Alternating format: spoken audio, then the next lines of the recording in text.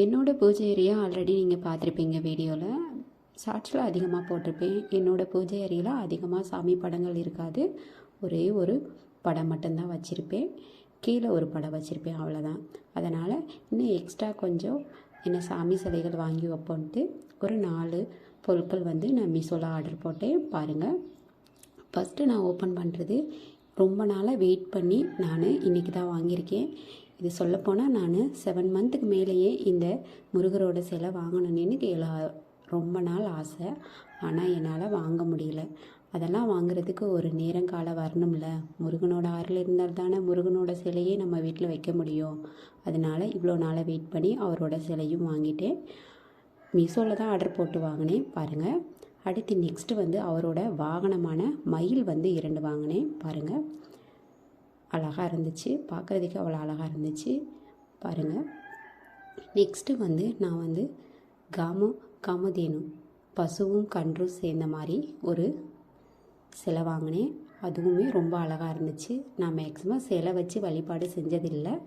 இப்போ தான் சிலையே வாங்கியிருக்கேன். இதுக்கு வந்து நம்ம அபிஷேகம் பண்ணலாம் தேவையில்லை.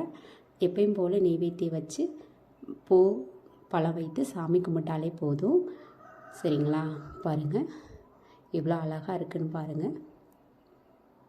பசுவும் கன்றும் எவ்வளோ அழகாக இருக்குதுன்னு பாருங்கள். கண்டிப்பாக ஒவ்வொருவோட பூஜை அறைகளும் இந்த மாதிரி பொருட்கள் வந்து கட்டாயம் இருக்கணும். பாருங்கள், பசுவும் கன்றும் வந்து பூஜை அறையில் கண்டிப்பாக இருக்கணும். மறக்காமல் நீங்களும் உங்கள் பூஜை அறையில் வாங்கி வச்சுக்கோங்க. நெக்ஸ்ட்டு நம்ம என்ன பார்க்கலாம்னா, குபேரலட்சுமி தான் ஆர்டர் போட்டிருந்தேன். பாருங்கள், என்னோடய ஃபோட்டோவில் லட்சுமி இருக்காங்க, குபேரர் இல்லை. அதனால் 2 பேரும் சேர்ந்த மாதிரில் ஒரு சிலை வாங்கினேன். பாருங்கள், எவ்வளோ அழகாக இருக்குன்னு பாருங்கள். நான் பூஜை அறையில் இதெல்லாம் அரேஞ்ச் பண்ணிவிட்டு உங்களுக்கு பூஜை பண்ணும்போது வீடியோ நான் அப்லோட் பண்ணுறேன். பாருங்கள், அவ்வளோ ஒரு அழகாக இருந்தார். எனக்கு முருகர் தான் பார்த்துட்டே இருக்கணும் போல் இருந்துச்சு. ஆனால் இவ்வளோ நாள் கஷ்டப்பட்டு நான் முருகரை எப்போ வாங்குவேன்னு ஒரே யோசனையாகவே இருந்துச்சு. ஆனால் காசு இருக்கும், ஆனால் எனக்கு அதை வாங்கணும்னு தோணவே இல்லை. எல்லாரும் சொல்லுவாங்களே, முருகரோட அருள் இருந்தால் மட்டும்தான் முருகர் வந்து நம்ம வீட்டுக்கு வருவார். அதே மாதிரி தான் என்னோடய வாழ்க்கையிலும். நான் முருகரை வந்து 3 வருஷமாகவே நான் வழிபாடு பண்ணிக்கிட்டு இருக்கேன். அதுக்கு முன்னாடி எப்போனாலும் தான் வழிபாடு பண்ணுவேன். ஆனால் ரொம்ப பிடிச்சி வழிபாடு செஞ்சது இந்த 3 வருஷத்தில் தான் நான் ரொம்ப வழிபாடு பண்ணிகிட்ருக்கேன்.